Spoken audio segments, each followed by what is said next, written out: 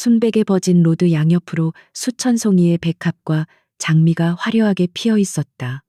천장에 거대한 크리스털 샹들리에가 쏟아내는 눈부신 빛은 모든 것을 동화 속 한 장면처럼 비추었고, 공간을 가득 메운 은은한 첼로 선율은 하객들의 기대감을 고조시켰다.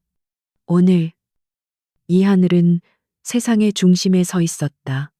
티끌 하나 없는 웨딩드레스를 입고 섬세한 레이스 베일 아래로 설렘과 긴장이 뒤섞인 미소를 띤 채 그녀는 곧 자신의 남편이 될 남자 박지훈의 손을 잡고 있었다. 그녀의 손끝은 가늘게 떨리고 있었지만 그것은 불행의 전조가 아닌 오랜 외로움의 끝에서 마주한 행복에 대한 벅찬 감정 때문이었다. 부모님을 일찍 여의고 세상에 홀로 남겨졌던 그녀에게 지우는 처음으로 기댈 수 있는 어깨이자 따뜻한 안식처였다. 그의 훤칠한 키와 부드러운 미소, 그리고 무엇보다 그녀의 과거를 모두 감싸주겠다던 다정한 약속을 믿었기에 하늘은 오늘 이 순간이 영원하리라 믿어 의심치 않았다. 주례사의 엄숙한 목소리가 울려 퍼지고 두 사람이 서로에게 사랑을 서약하려는 바로 그 순간이었다. 정적이 흐르던 식장 뒤편에서부터 정적을 깨는 날카로운 소리가 들려왔다. 또각, 또각. 대리석 바닥을 찍는 하이힐 소리는 점차 가까워졌고 그 소리의 주인은 곧 모두의 시선 앞에 모습을 드러냈다. 지훈의 어머니이자 유성건설의 안주인인 최 여사였다. 그녀는 값비싼 한복을 차려입고 있었지만 그 얼굴에는 축복 대신 싸늘한 분노와 경멸이 서려 있었다. 최 여사는 아들인 지훈은 거들떠보지도 않은 채 오직 하늘을 향해 똑바로 걸어왔다. 그녀의 날카로운 눈매가 하늘의 머리부터 발끝까지를 훑어내렸다. 마치 더러운 것을 본다는 듯한 그 시선에 하늘의 심장이 차갑게 내려앉았다. 하객들 사이에서 당혹스러운 술렁임이 일었고 첼로 연주는 어느새 멈춰 있었다. 지훈은 당황한 얼굴로 어머니의 팔을 잡으려 했지만 그녀는 매몰차게 그 손을 뿌리쳤다. 이 결혼 절대 허락 못한다. 최 여사의 목소리는 얼음장처럼 차가웠고 식장 전체에 명확하게 울려 퍼졌다. 그녀는 하늘을 손가락으로 가리키며 말을 이었다. 어디 근본도 없는 고아야터를 우리 집안의 며느리로 들일 수는 없어. 네가 감히 내 아들을 홀려서 여기까지 기어들어 내 주제를 알아야지. 부모도 없이 자란 천한 것이 어디 우리 가문의 흠집을 내려고. 모욕적인 말들이 비수처럼 나라와 하늘의 가슴에 밝혔다. 세상이 무너져 내리는 감각과 함께 눈앞이 아찔해졌다. 고아. 그 단어는 그녀가 평생 짊어져야 했던 멍에였지만 오늘처럼 치욕스럽게 들린 적은 없었다. 그녀는 옆에 있는 지훈을 바라보았다. 그가 나서서 자신을 지켜주리라. 이 부당한 상황을 막아주리라 믿었다. 하지만 지훈은 창백해진 얼굴로 입술만 달싹일 뿐 어머니의 기세에 눌려 아무 말도 하지 못했다. 최 여사는 경멸 어린 미소를 지으며 품에서 하얀 봉투 하나를 꺼내 하늘의 얼굴 앞으로 던졌다. 봉투는 힘없이 바닥으로 떨어지며 그 안에 들어있던 두툼한 돈다발의 일부를 드러냈다. 이건 위자료다. 이걸로 네가 우리 지훈이에게 쏟아부은 시간과 노력을 보상해주지. 그러니 이 돈 받고 당장 여기서 꺼져. 다시는 내 아들 앞에 나타나지 마. 그 말은 하늘의 마지막 남은 자존심마저 산산조각냈다. 온몸의 피가 차갑게 식는 것 같았다. 하늘은 떨리는 눈으로 바닥에 떨어진 돈 봉투와 그 옆에 선 채 어쩔 줄 몰라 하는 지훈, 그리고 승리감에 찬 얼굴로 자신을 내려다보는 최 여사를 번갈아 보았다. 하객들은 이제 동정이나 연민이 아닌 흥미로운 구경거리를 보는 듯한 시선으로 그녀를 바라보고 있었다. 수치심과 절망감이 그녀의 목을 졸랐다. 그녀는 드레스 자락을 꽉 쥔 채 아무 말도 하지 못하고 그저 서 있기만 했. 바로 그때였다. 하객석 가장 앞줄. 다른 이들처럼 소란스럽게 수군거리지 않고 묵묵히 상황을 지켜보던 한 남자가 자리에서 일어섰다. 흠잡을 데 없이 완벽한 블랙 수트를 입은 그는 압도적인 존재감을 뿜어내며 천천히 버진 로드를 향해 걸어 나왔다. 그의 등장에 식장의 소란이 거짓말처럼 잦아들었다. 모두의 시선이 그에게로 쏠렸다. 그는 냉철하고 깊이를 알 수 없는 눈빛으로 주변을 둘러본 뒤 곧장 하늘에게로 시선을 고정했다. 남자는 최 여사와 박지훈을 마치 존재하지 않는 사람처럼 지나쳐 하늘의 앞에 멈춰섰다. 그는 허리를 숙여 바닥에 떨어져 있던 지훈의 반지를 주워들었다. 작고 반짝이는 그것을 손가락으로 무심하게 돌리던 그는 이내 고개를 들어 얼어붙은 하늘을 바라보았다. 그의 목소리는 낮고 차분했지만 그 안에 담긴 힘은 누구도 거스를 수 없을 것 같았다. 그 결혼, 내가 하겠습니다. 순간, 식장 안에 모든 사람들이 숨을 삼켰다. 최 여사조차 믿을 수 없다는 표정으로 남자를 쳐다보았다. 당신, 지금 뭐라고? 네가 감히 누굴 상대로? 그녀가 소리치려던 순간 그녀의 남편인 박 회장이 황급히 다가와 그녀의 입을 막았다. 박 회장의 얼굴은 사색이 되어 있었다. 여보, 저분은 엘리시안 그룹의 권도윤 회장이시오.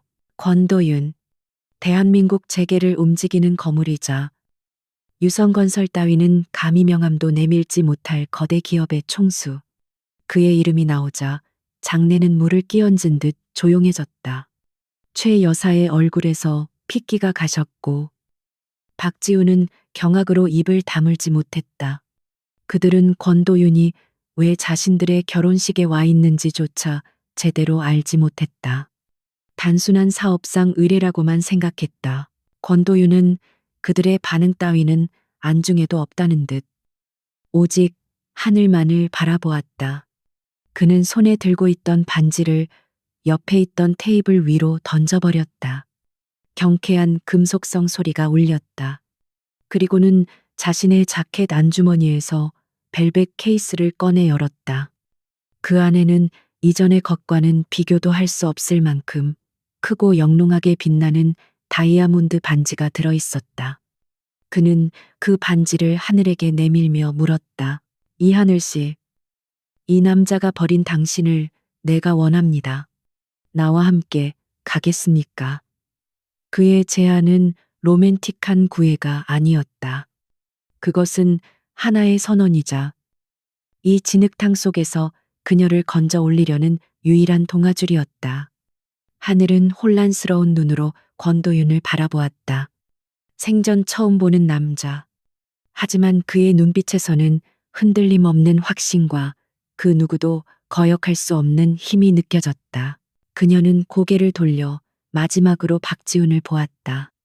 그는 여전히 어머니 뒤에 숨어 창백한 얼굴로 그녀와 권도윤을 번갈아 볼 뿐이었다.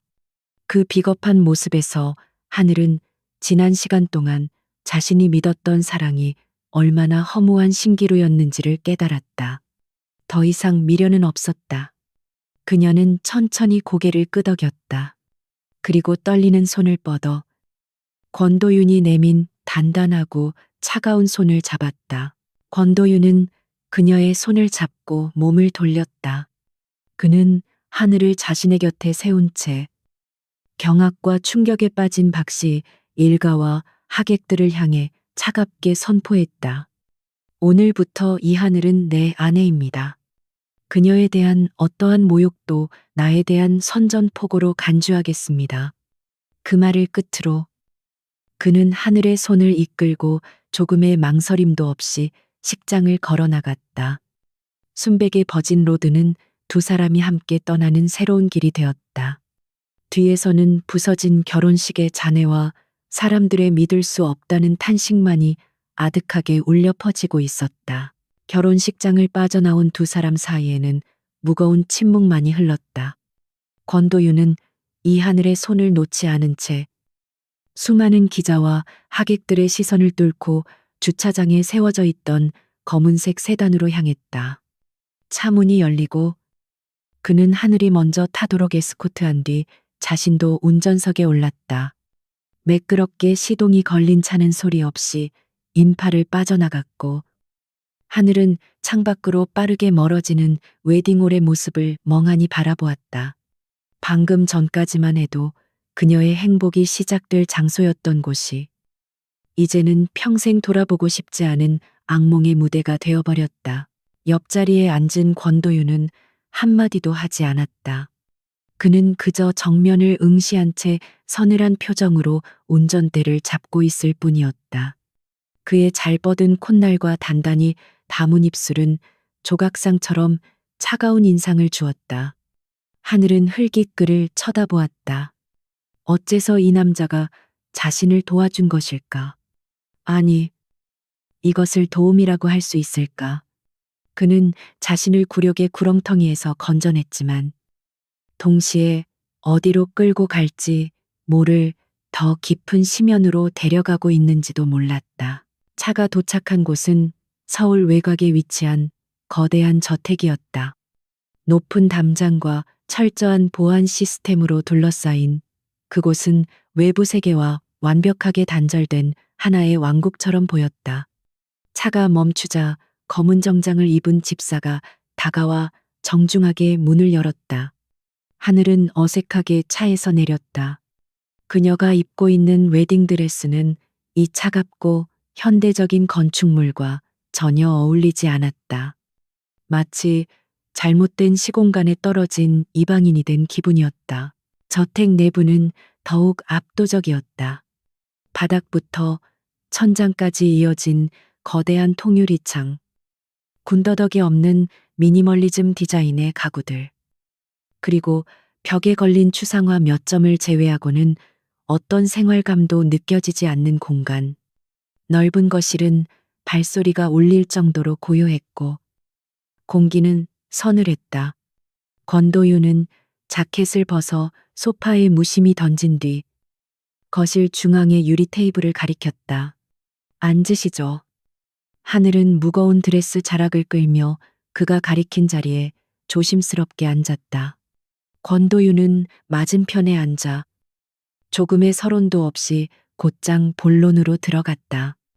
이하늘 씨, 혼란스러울 거란 거 압니다. 하지만 길게 설명할 시간은 없습니다. 지금부터 내가 하는 말을 잘 들으세요. 그의 목소리에는 어떤 감정도 실려 있지 않았다. 그것은 철저히 사무적인 통보였다. 오늘 내가 한 행동은 충동적인 선의가 아닙니다. 철저히 계산된 비즈니스입니다. 그는 말을 이었다. 박 회장의 유성건설은 오래전부터 우리 엘리시안 그룹의 주요 프로젝트를 방해해온 눈엣가시였습니다. 특히 최근에 진행 중인 대규모 신도시 개발권을 두고 첨예하게 대립하고 있었죠.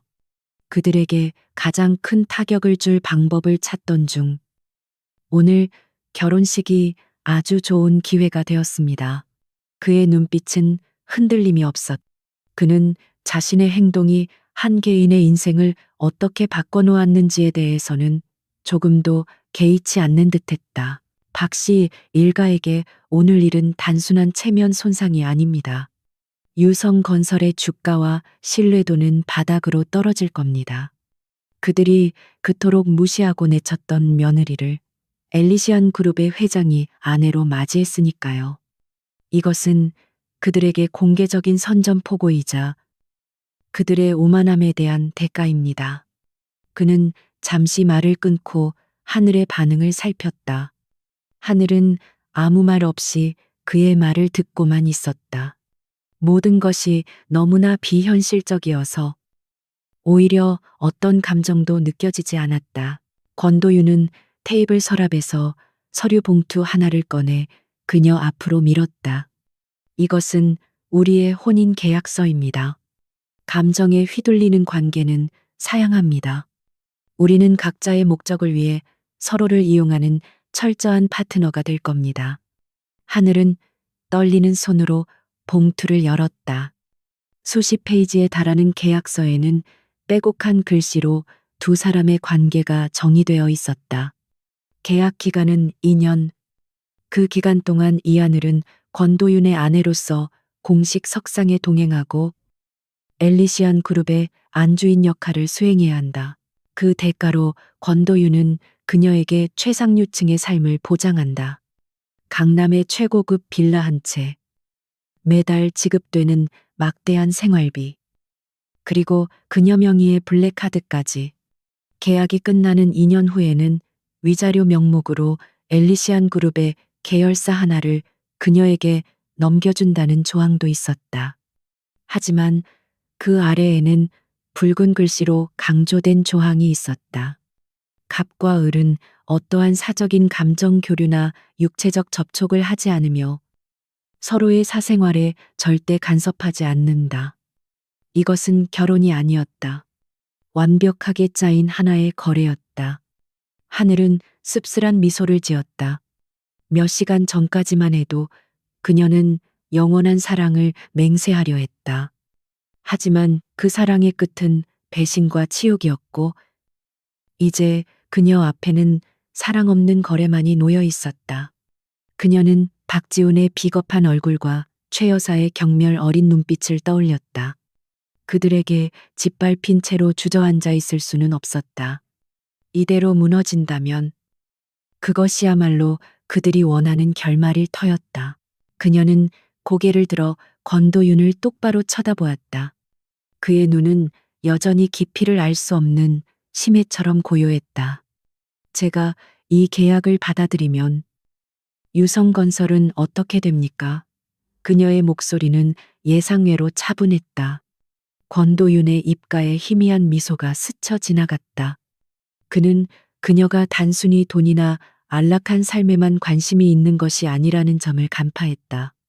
당신이 내 아내가 되는 순간 그들의 몰락은 시작될 겁니다. 내가 그렇게 만들 거니까. 그 말 한마디에 하늘은 결심을 굳혔다. 이것은 복수다. 자신을 짓밟고 모욕했던 사람들에게 되갚아줄 수 있는 유일한 방법이다. 그녀는 테이블 위에 놓인 펜을 집어들었다. 차가운 금속의 감촉이 손끝을 통해 전해졌다. 그녀는 더 이상 망설이지 않고 계약서의 마지막 장, 서명란에 자신의 이름 세 글자를 또박또박 적어 내려갔다. 이하늘. 그 이름을 쓰는 순간 과거에 연약했던 그녀는 죽었다. 서명이 끝나자 권도윤은 만족스러운 표정으로 계약서 한 부를 챙겼다. 그는 자리에서 일어나며 말했다. 김 비서가 와서 앞으로의 생활에 대해 안내해 줄 겁니다. 필요한 것이 있다면 그에게 말하면 됩니다. 그는 하늘을 다시 한번 쳐다보았다. 그리고 그 드레스는 버리세요. 과거는 과거일 뿐입니다. 내일 아침 7시에 아침 식사를 같이 할 테니 늦지 않도록. 그 말만 남기고 그는 2층으로 올라가는 계단을 향해 망설임 없이 걸어갔다. 거대한 거실에 다시 혼자 남은 하늘은 텅 빈 공간을 둘러보았다. 잠시 후 김비서라고 자신을 소개한 중년의 남자가 나타나 그녀를 2층의 한 방으로 안내했다. 그 방은 그녀가 평생 살아온 집보다 더 넓었고 최고급 가구와 명품들로 가득 찬 드레스룸까지 갖춰져 있었다. 하지만 그 화려함 속에서 하늘은 극심한 고독감을 느꼈다. 그녀는 창가에 서서 어둠이 내린 정원을 내려다보았다. 이제 그녀는 엘리시안 그룹의 안주인이자 권도윤의 아내였다. 하지만 동시에 이 거대하고 차가운 성에 갇힌 인형이기도 했다. 그녀의 새로운 삶은 그렇게 어떤 온기도 없이 시작되고 있었다.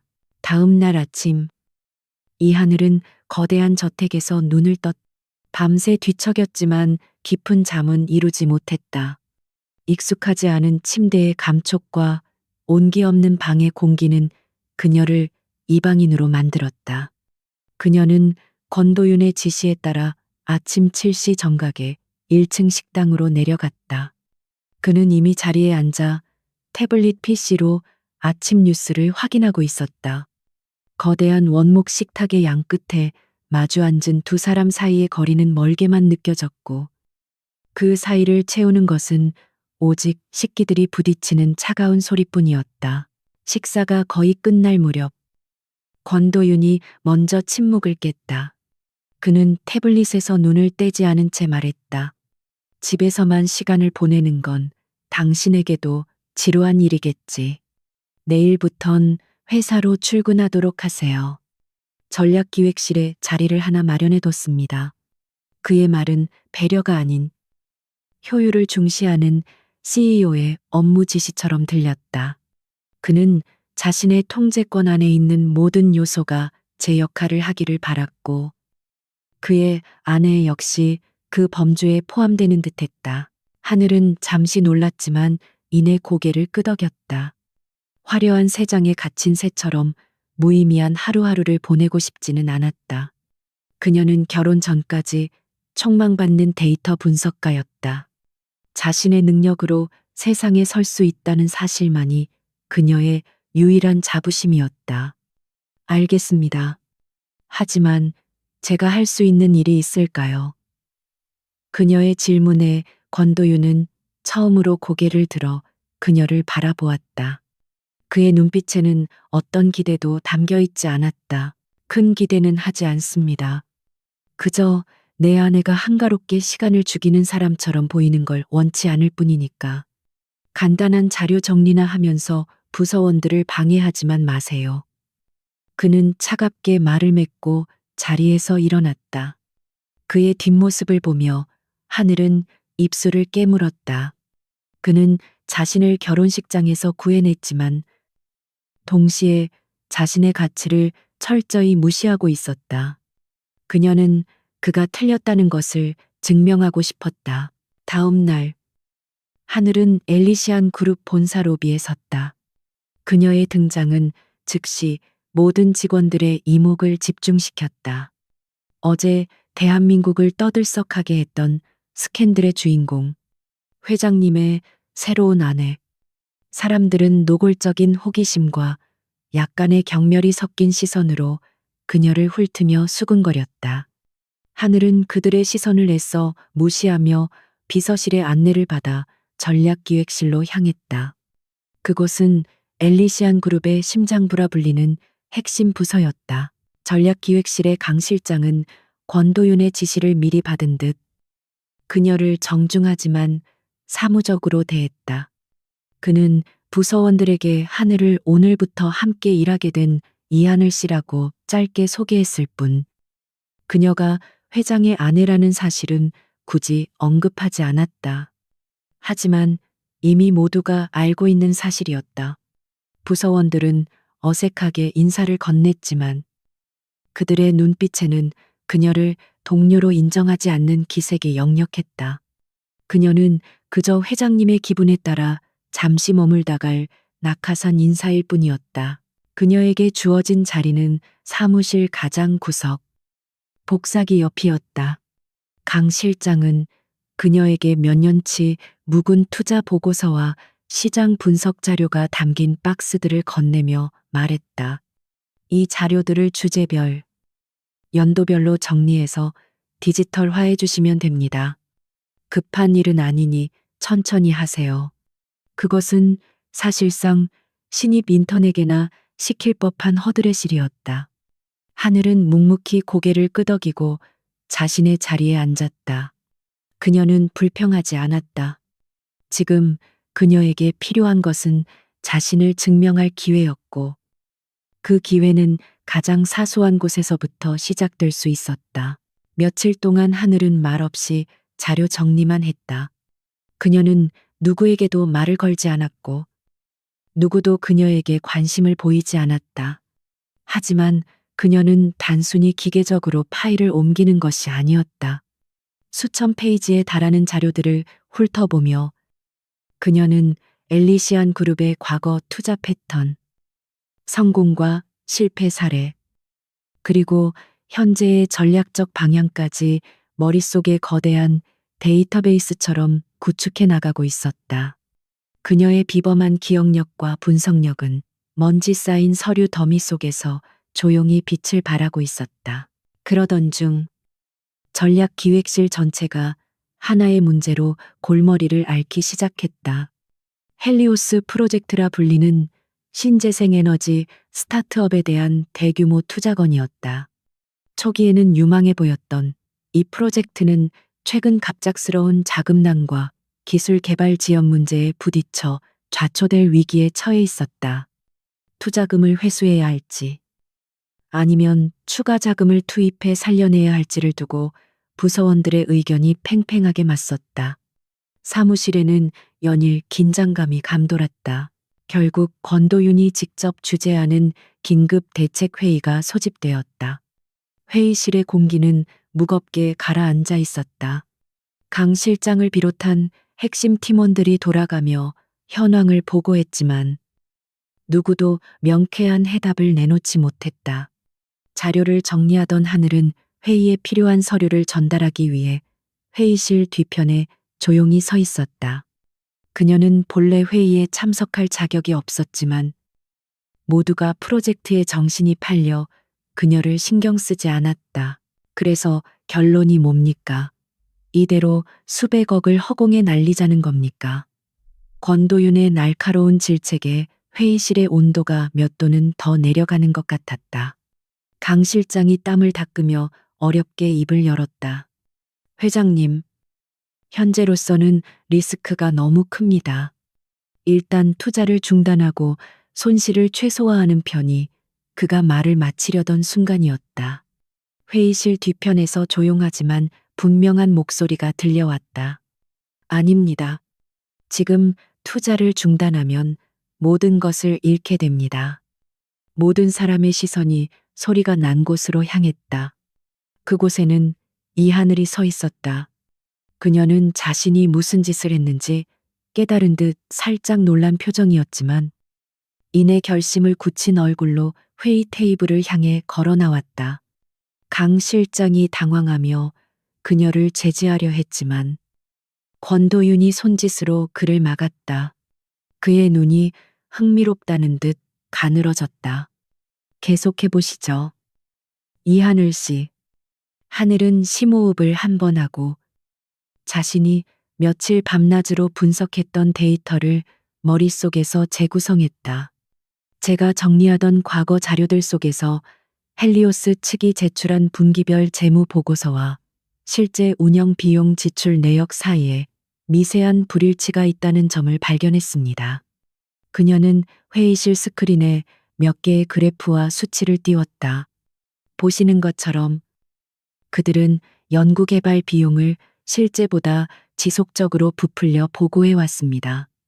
그리고 그 차액은 유령회사를 통해 제3의 계좌로 흘러 들어간 정황이 포착됩니다. 회의실은 충격으로 술렁였다. 단순한 경영 악화가 아니라 계획적인 투자금 횡령일 가능성을 제기한 것이었다. 한 팀원이 반박했다. 그건 너무 비약적인 추측입니다. 우리가 받은 회계 감사는 모두 통과했단 말입니다. 하늘은 침착하게 대답했다. 일반적인 회계 감사로는 잡아내기 힘든 교묘한 방식입니다. 하지만 현금 흐름의 계절적 패턴과 업계 평균 R&D 비용 증가율을 비교 분석하면 이 데이터가 인위적으로 조작되었다는 통계적 유의미성이 드러납니다. 그녀의 설명은 명료하고 논리적이었다. 복잡한 데이터들을 누구나 이해하기 쉽게 시각화하여 제시했고 그 근거는 명확했다. 처음 그녀를 무시했던 팀원들의 표정이 점차 경외감으로 바뀌어갔다. 권도윤은 팔짱을 낀 채 아무 말 없이 그녀의 발표를 지켜보고 있었다. 그의 무표정한 얼굴 뒤로 놀라움과 강렬한 호기심이 소용돌이치고 있었다. 그는 그녀가 단순히 운이 좋거나 똑똑한 여자가 아니라는 것을 깨달았다. 그녀는 데이터의 흐름 속에서 진실을 꿰뚫어 보는 진짜 전문가였다. 하늘은 결론을 내렸다. 따라서 지금 우리가 투자를 중단한다면 그들은 파산을 신청하고 모든 돈을 챙겨 사라질 겁니다. 오히려 지금은 그들을 안심시킨 채 비밀리에 자금 흐름을 추적하여 횡령한 돈을 회수하고 경영권을 완전히 장악해야 합니다.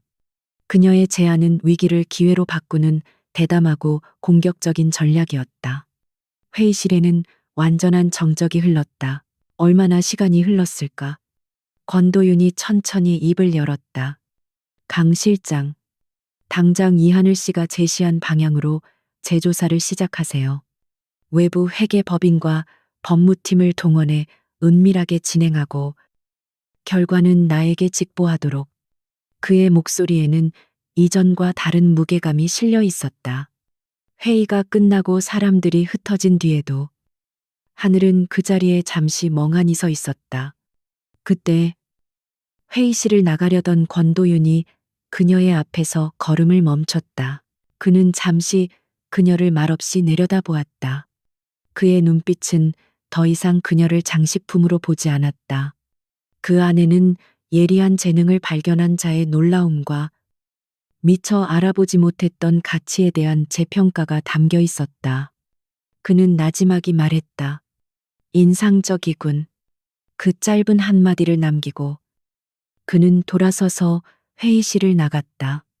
텅 빈 회의실에 홀로 남은 하늘은 가슴이 세차게 뛰는 것을 느꼈다. 그것은 지난 며칠간 그녀를 짓눌렀던 무력감을 뚫고 솟아나는 희미하지만 분명한 성취감의 불꽃이었다. 헬리오스 프로젝트 회의 이후 전략기획실 내에서 이 하늘을 대하는 공기는 미묘하게 변했다. 더 이상 그녀를 투명인간 취급하거나 단순한 낙하산으로 여기는 사람은 없었다. 대신 그들의 시선에는 경외와 호기심, 그리고 약간의 경계심이 뒤섞여 있었다. 그녀는 여전히 구석자리에서 묵묵히 자신의 일을 했지만 이제는 누구도 그녀가 단순히 묵은 서류나 정리하는 인물이라고 생각하지 않았다. 강 실장은 노골적으로 그녀에게 부서의 주요 현안에 대한 데이터 분석을 요청하기 시작했고, 그녀가 내놓는 보고서는 언제나 문제의 핵심을 정확히 꿰뚫었다. 권도윤의 태도 역시 달라졌다. 그는 여전히 차갑고 무뚝뚝했지만 아침 식사 자리에서 나누는 대화는 더 이상 일방적인 지시가 아니었다. 그는 종종 시장 동향이나 경제 지표에 대한 그녀의 의견을 물었고 그녀의 대답을 진지하게 경청했다. 그는 그녀를 단순한 계약상의 아내가 아닌 날카로운 통찰력을 지닌 조언자로 인정하기 시작한 것이다. 그러나 그들의 관계는 여전히 유리 테이블을 사이에 둔 것처럼 투명하지만 차가운 거리를 유지하고 있었다. 평화는 오래가지 않았다. 처참하게 망가진 결혼식과 엘리시안 그룹의 공개적인 선전포고로 유성건설의 주가는 연일 폭락하고 있었다. 벼랑 끝에 몰린 박 회장 일가는 분노와 굴욕감에 몸을 떨었다. 그들은 이 모든 사태의 원인이 이하늘이라는 여자 하나 때문이라고 생각했다. 그들의 안방에서 박 회장은 끓어오르는 분노를 참지 못하고 값비싼 도자기를 벽에 던져 박살냈다. 최 여사는 악에 바친 목소리로 소리쳤다. 그 천한 계집애를 이대로 둘 수 없어요. 우리 가문을 능멸한 대가를 톡톡히 치르게 해야 해요. 그들의 복수는 치졸하고 악랄한 방식으로 시작되었다. 인터넷 포털 사이트와 소셜 미디어를 중심으로 이하늘에 대한 악의적인 루머가 걷잡을 수 없이 퍼져나가기 시작했다. 충격 재벌가 며느리가 될 뻔한 신데렐라의 추악한 과거, 고아 출신 꽃뱀, 두 명의 재벌 회장을 홀리다 같은 자극적인 제목의 기사들이 쏟아졌다. 내용은 더욱 가관이었다. 그녀가 학창 시절부터 남자들을 이용해 돈을 뜯어냈다는 거짓 증언. 심지어는 그녀의 돌아가신 부모님을 모욕하는 내용까지 담겨 있었다. 여론은 순식간에 악화되었다. 사람들은 진실 여부에는 관심이 없었다. 그들은 그저 재벌가의 암투라는 자극적인 이야기에 열광하며 익명성에 숨어 그녀에게 돌을 던졌다. 엘리시안 그룹의 이미지에도 타격이 가기 시작했다. 회장의 아내가 파렴치한 여자라는 소문은 기업의 신뢰도 문제로까지 번졌다. 회사 로비에서, 복도에서 직원들은 이제 이 하늘을 대놓고 쳐다보며 수군거렸다. 동정의 시선은 사라지고 경멸과 의심의 눈초리만이 남았다. 하늘은 겉으로는 아무렇지 않은 척 평소처럼 일에만 몰두했다. 하지만 모니터를 응시하는 그녀의 눈동자는 미세하게 떨리고 있었다. 다른 어떤 비난보다 돌아가신 부모님에 대한 모욕은 그녀의 심장을 칼로 도려내는 듯한 고통을 안겨주었다. 밤이 되면 그녀는 저택의 차가운 방에서 홀로 그 고통을 삼켜야 했다. 권도윤은 그녀의 동요를 눈치챘다. 그는 법무팀에 루머 유포자들을 색출하여 강경하게 대응하라고 지시했지만 교묘하게 IP를 우회하고 가계정을 이용하는 온라인상의 공격은 꼬리를 잡기가 쉽지 않았다. 언론을 이용한 여론전이 한창일 때 박 회장의 본질적인 공격이 시작되었다. 유성건설은 엘리시안 그룹의 여러 계열사 중에서도 규모는 작지만 차세대 신소재 기술을 보유한 알짜배기 자회사 엘리캠을 타겟으로 삼았다. 그들은 비밀리에 엘리캠의 핵심 연구원들에게 몇 배의 연봉을 제시하며 빼가려는 시도를 하는 한편 증권가의 엘리캠의 기술에 치명적인 결함이 있다는 악성 루머를 퍼뜨려 주가를 인위적으로 폭락시켰다. 그들의 목표는 혼란을 틈타 헐값에 엘리캠의 경영권을 빼앗는 것이었다. 권도윤과 전략기획실은 엘리캠을 방어하기 위해 비상체제에 돌입했다. 모두가 기업 방어 전략을 짜느라 정신이 없었다. 온라인상의 루머 공격은 성가시긴 하지만 기업의 존폐가 걸린 문제에 비하면 부차적인 것으로 치부되었다. 하지만 하늘의 생각은 달랐다. 그녀는 이 두 개의 공격이 별개가 아닐 것이라고 직감했다. 전혀 상관없어 보이는 두 사건 사이에는 보이지 않는 연결고리가 있을 터였다. 그녀는 차가운 분노를 연료 삼아 밤을 새워가며 키보드를 두드리기 시작했다. 그녀는 자신을 향한 모든 비방 기사와 댓글, 관련 게시물들의 게시 시간, 아이디 패턴, IP 주소 등을 분석하기 시작했다. 수십만 개의 데이터를 수집하고 분류하며 그녀는 거대한 정보의 바닷속에서 의미 있는 패턴을 찾아 나섰다.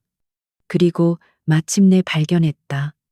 루머는 무작위로 퍼지는 것이 아니었다. 특정 시간대에 집중적으로 게시되었고 그 시간은 정확히 유성건설이 엘리캠의 주식시장에서 작전을 개시하기 직전이었다. 여론의 시선을 자신에게 집중시켜 엘리시안의 대응을 늦추려는 고도의 심리전이었던 것이다. 거기서 그치지 않았다. 그녀는 루머를 최초로 유포한 몇몇 블로그와 커뮤니티 계정들이 과거 유성건설의 홍보성 기사를 집중적으로 올렸던 더러운 마케팅 전문 대행사의 소유라는 사실을 밝혀냈다. 완벽한 증거였다. 더 나아가 그녀는 유성건설의 재무제표와 현금 흐름을 분석하여 그들이 엘리캠 인수를 위해 무리하게 단기 자금을 끌어다 썼다는 사실을 알아냈다. 만약 이번 인수 시도가 실패로 돌아간다면 유성건설은 심각한 유동성 위기에 빠질 수밖에 없는 구조였다. 함정의 윤곽이 드러나고 있었다. 다음 날 새벽, 하늘은 밤새 정리한 분석 보고서를 들고 권도윤의 서재문을 두드렸다. 그는 이미 일어나 상황을 보고받고 있었다. 그는 피곤한 기색이 역력한 하늘을 보고 미간을 찌푸렸지만 그녀가 내민 보고서를 받아들고는 이내 표정이 굳어졌다. 보고서에는 온라인상의 루머 공격과 엘리캠에 대한 기업 공격이 어떻게 하나의 목표를 위해 유기적으로 움직이는지가 일목요연하게 정리되어 있었다. 이건 단순한 복수가 아니었군. 처음부터 이걸 노린 거였어. 하늘은 담담하게 말했다. 그들은 우리가 제 아내에 대한 개인적인 스캔들에 신경 쓰는 동안 기업에 대한 공격을 눈치채지 못할 거라고 생각했을 겁니다. 지금 그들은 마지막 일격을 위해 모든 자금을 끌어모으고 있습니다. 지금이 그들의 숨통을 끊을 수 있는 유일한 기회입니다.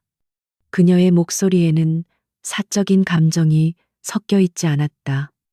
오직 냉철한 전략가의 분석만이 존재했다. 그녀는 복수를 감정이 아닌 데이터로 설계하고 있었다. 그녀는 자신의 반격 계획을 설명했다.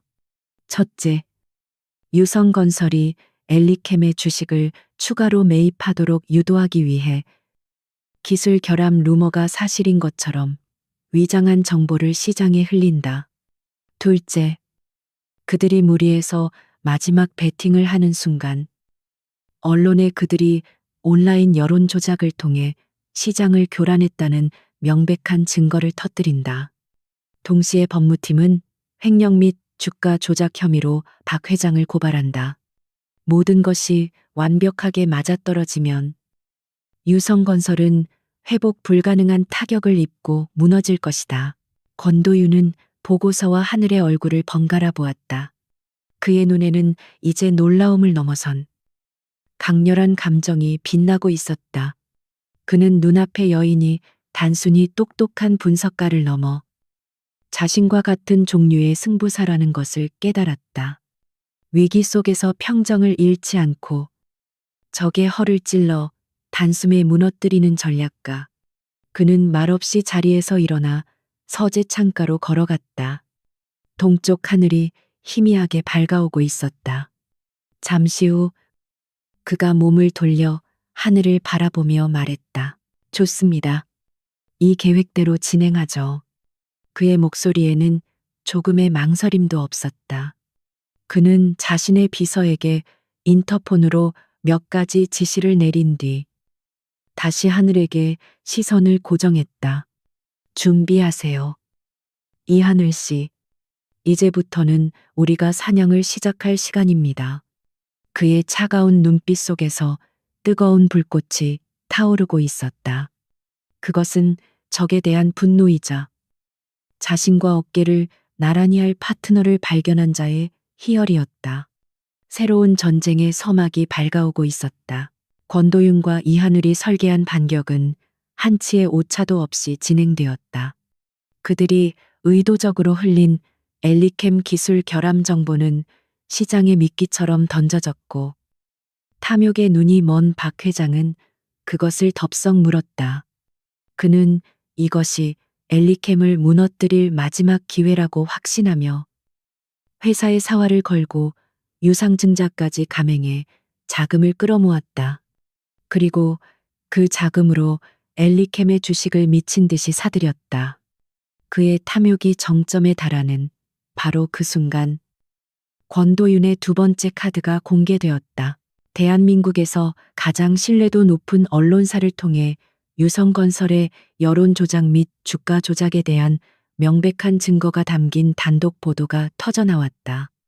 이하늘이 밤을 새워 분석해낸 데이터, 즉 여론조작 대행사와의 자금 거래 내역과 주가 조작 정황이 담긴 내부 자료들이 세상에 낱낱이 공개된 것이다. 파장은 거대했다. 대중의 분노는 하늘에서 유성건설로 옮겨 붙었고 금융감독원은 즉시 특별조사에 착수했다. 동시에 엘리시안 그룹의 법무팀은 박 회장을 횡령 및 자본시장법 위반 혐의로 검찰에 고발했다. 모든 것이 완벽한 시나리오대로 흘러갔다. 유성건설의 주가는 휴지 조각이 되었고 박 회장은 검찰 소환을 앞둔 신세가 되었다. 전략기획실은 축제 분위기였다. 모두가 통쾌해하며 이번 승리의 1등 공신인 이하늘에게 찬사를 보냈다. 하지만 하늘은 기뻐할 수 없었다. 복수는 끝났지만 그 과정에서 파헤쳐진 부모님에 대한 모욕적인 루머들은 그녀의 마음에 깊은 상처를 남겼다.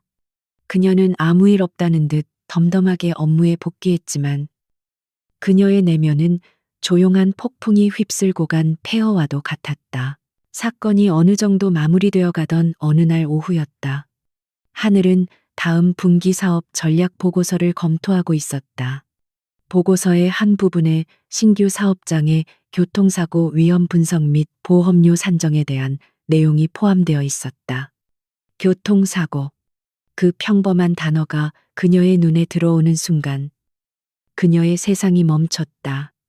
귓가에서 날카로운 브레이크 소리와 금속이 찢어지는 굉음이 환청처럼 울렸다. 눈앞의 보고서 글자들이 흐릿해지며 10수년 전의 그날 밤 빗길 위에 끔찍한 풍경이 파노라마처럼 펼쳐졌다. 그날은 그녀의 10번째 생일이었다. 작은 케이크 하나에도 세상을 다 가진 듯 행복해하던 그녀를 위해 부모님은 무리해서 외곽의 한적한 레스토랑으로 외식을 나섰다. 돌아오는 길. 차 안은 세 사람의 웃음소리로 가득했다. 아버지는 운전대를 잡고 있었고 어머니는 조수석에서 고개를 돌려 뒷좌석에 앉은 하늘에게 다정한 눈길을 보내고 있었다. 하늘은 창밖으로 쏟아지는 비를 보며 새로 산 인형을 품에 꼭 안고 있었다. 모든 것이 완벽하게 행복했던 바로 그 순간 반대편 차선에서 검은색 대형 세단 한 대가 중앙선을 넘어 미친 듯이 달려왔다. 피할 시간조차 없었다. 아버지가 비명을 지르며 핸들을 꺾는 감각, 세상을 뒤흔드는 거대한 충격, 그리고 유리 파편이 비처럼 쏟아지는 광경이 그녀의 마지막 기억이었다. 그녀가 다시 눈을 떴을 때는 병원이었다. 머리에 붕대를 감은 채 낯선 천장을 바라보던 어린 그녀에게 의사는 부모님이 모두 돌아가셨다고 말했다.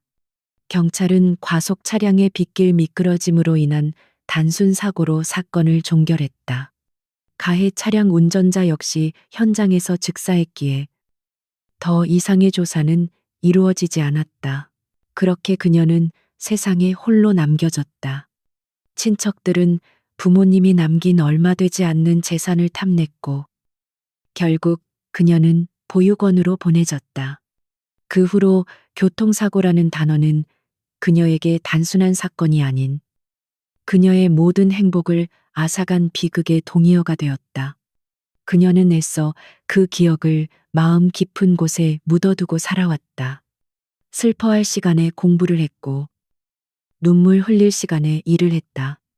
강해져야만 살아남을 수 있었으니까.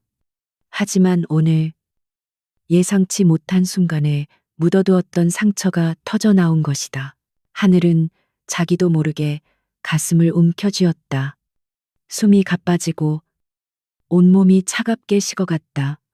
그녀는 비틀거리며 자리에서 일어나 아무도 없는 비상계단으로 향했다. 차가운 콘크리트 벽에 등을 기댄 채 그녀는 주저앉아 무릎 사이에 얼굴을 묻었다. 참아왔던 눈물이 본물처럼 터져 나왔다. 왜 하필 그날이었을까? 왜 우리 가족이었을까? 수없이 되뇌었지만 답을 찾을 수 없었던 질문들이 그녀의 마음을 헤집었다. 그때의 사고 현장에는 무언가 석연치 않은 점들이 있었다. 하지만 너무 어렸던 그녀의 의심을 들어주는 사람은 아무도 없었다. 야근을 위해 사무실에 남아있던 권도윤은 잠시 바람을 쐬러 나왔다가 비상계단에서 들려오는 희미한 흐느낌 소리를 들었다. 호기심에 다가간 그는 그곳에 웅크리고 앉아 가늘게 어깨를 떨고 있는 하늘을 발견했다. 항상 어떤 상황에서도 당당하고 냉철했던 그녀의 모습과는 너무나도 다른 상처 입고 무너져 내린 모습이었다. 그는 순간 걸음을 멈췄다. 다가가서 말을 걸어야 할지, 아니면 모른 척 지나쳐야 할지 알 수 없었다. 그녀의 서러운 울음소리는 그의 가슴에 날카로운 파편처럼 밝혔다. 그는 그녀가 박 회장 일가에게 어떤 모욕을 당했는지, 그리고 최근의 루머로 얼마나 큰 고통을 받았을지 알고 있었다. 그는 지금까지 그녀를 자신의 복수를 위한 유용한 파트너이자 뛰어난 능력을 가진 전략가로만 여겨왔다. 하지만 지금 그의 눈앞에 있는 것은 깊은 상처를 안고 홀로 버텨온 한 연약한 인간이었다. 처음으로 그의 마음속에서 차가운 계산이 아닌 다른 감정이 싹 텄다. 그녀를 지켜주고 싶다는 낯설지만 강렬한 충동이었다. 그는 결국 그녀에게 다가가지 않았다. 지금의 위로는 그녀의 자존심에 또 다른 상처를 입힐 뿐이라는 것을 알았기 때문이다. 그는 조용히 발걸음을 돌려 자신의 집무실로 돌아왔다. 하지만 비상계단에서 본 그녀의 모습이 머릿속을 떠나지 않았다.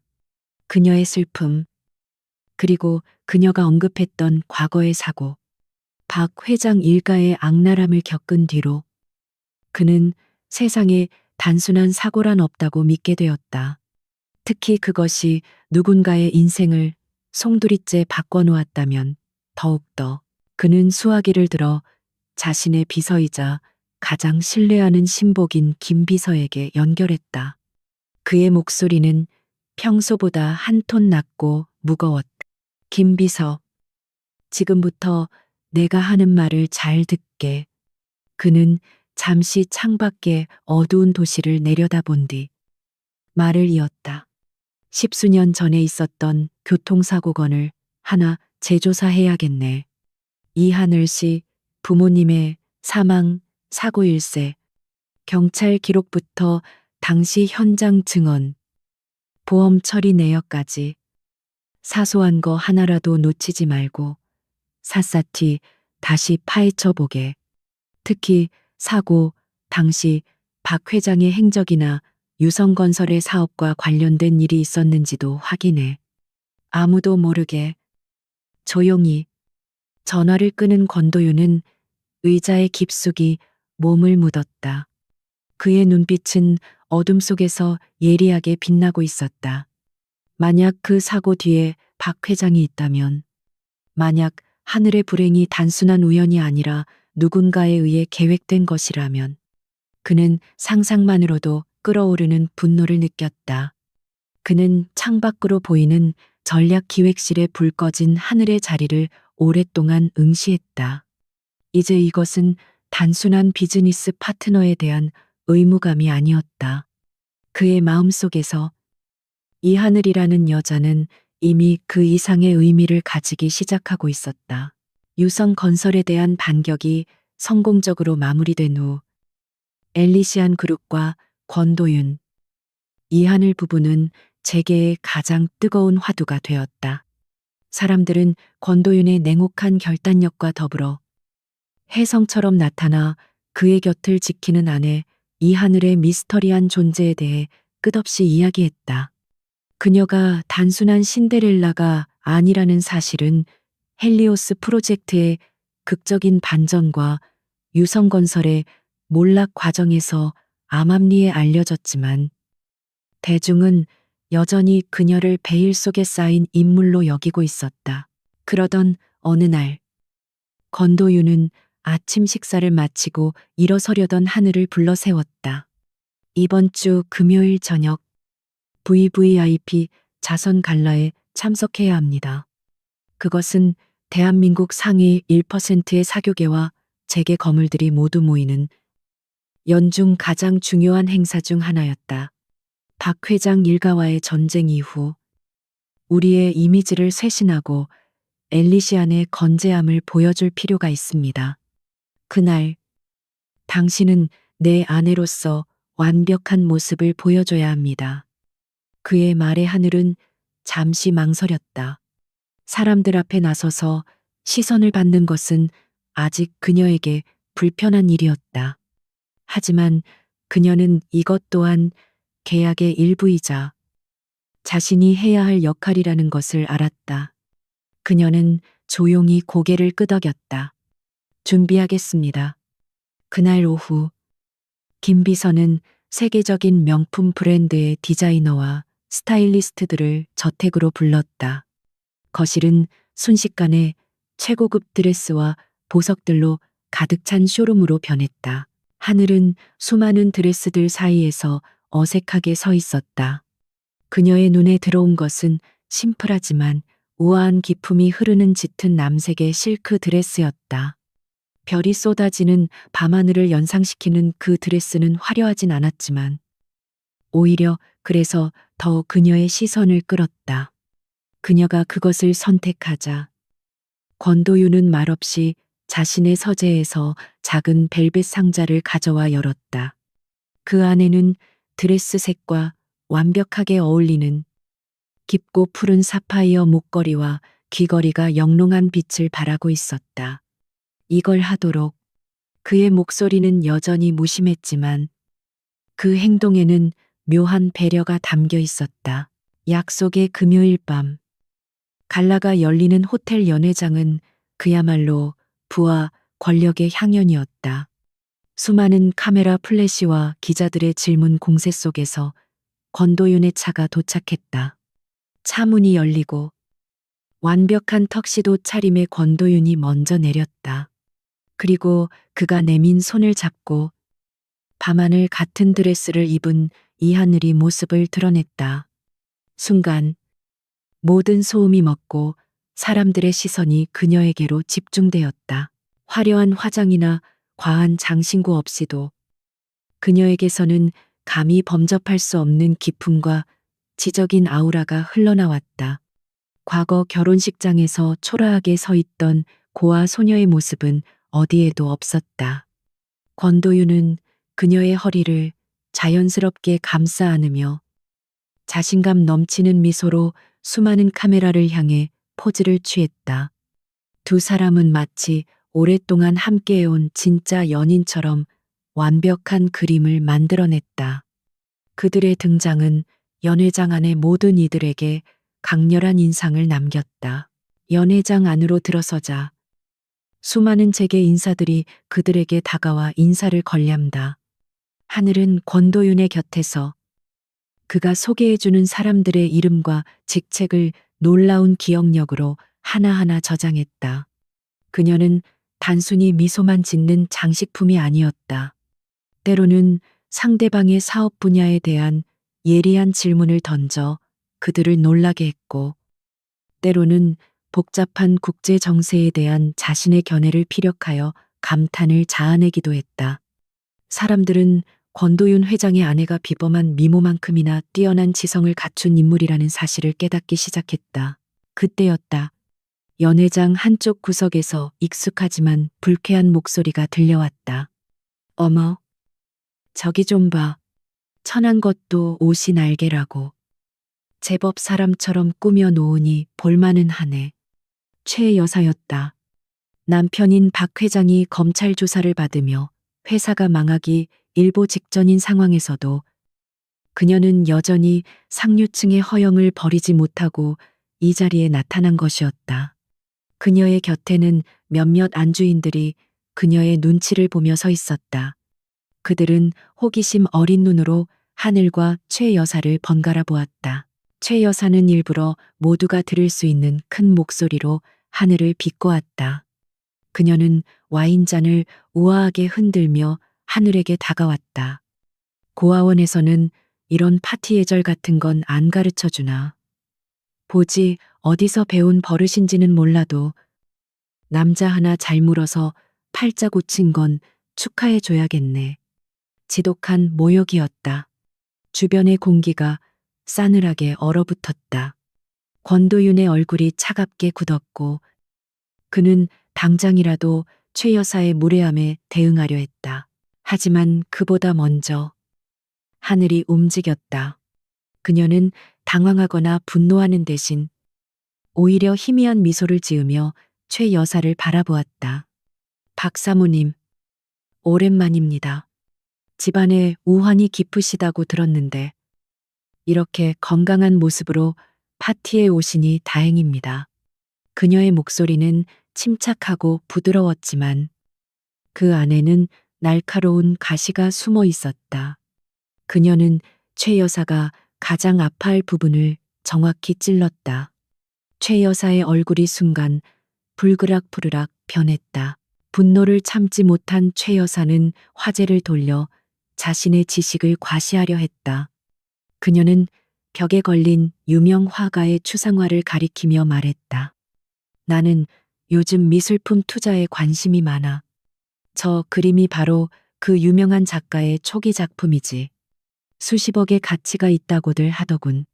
당신 같은 사람은 평생 구경도 못 해볼 세계겠지만 그녀는 하늘이 예술에 대해 무지할 것이라 단정하고 그녀를 무식한 여자로 몰아 망신을 주려 한 것이다.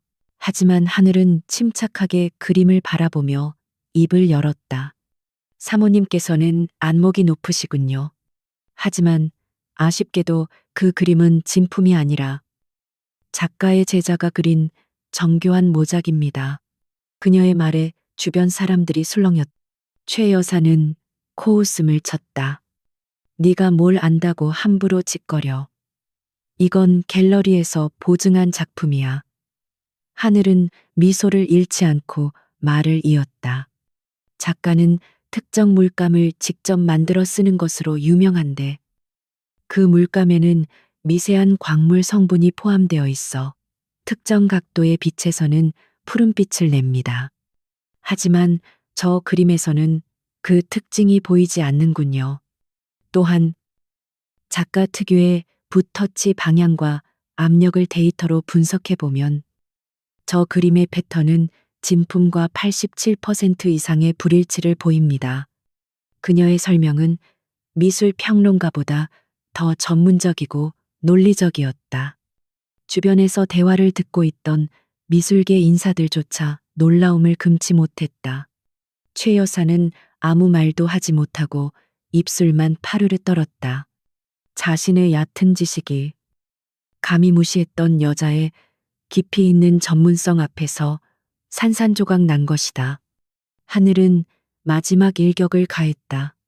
투자는 정확한 데이터와 분석을 기반으로 해야 하는 법이죠.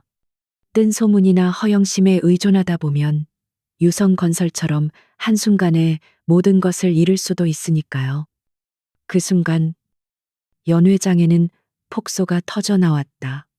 하늘의 비유는 너무나도 정확하고 통렬했다. 최 여사는 완벽하게 조롱거리가 되었다. 그녀는 얼굴이 새빨개져서 아무 말도 못하고 결국 황급히 자리를 피했다.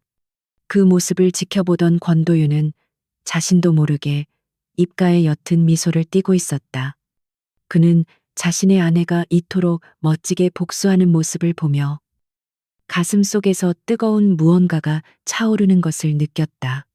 통쾌함, 그리고 자랑스러움이었다.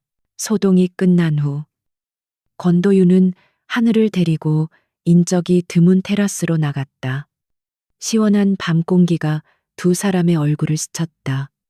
도시의 야경이 별처럼 쏟아지는 테라스에서 두 사람은 잠시 아무 말도 없었다.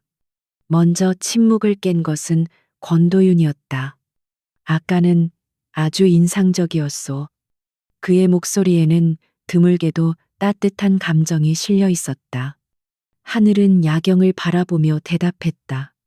당신의 아내로서 엘리시안의 얼굴에 먹칠을 할 수는 없었으니까요.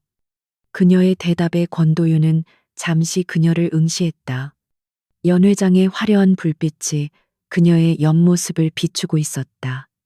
그는 자신도 모르게 손을 뻗어 그녀의 뺨 위로 흘러내린 머리카락을 부드럽게 넘겨주었다.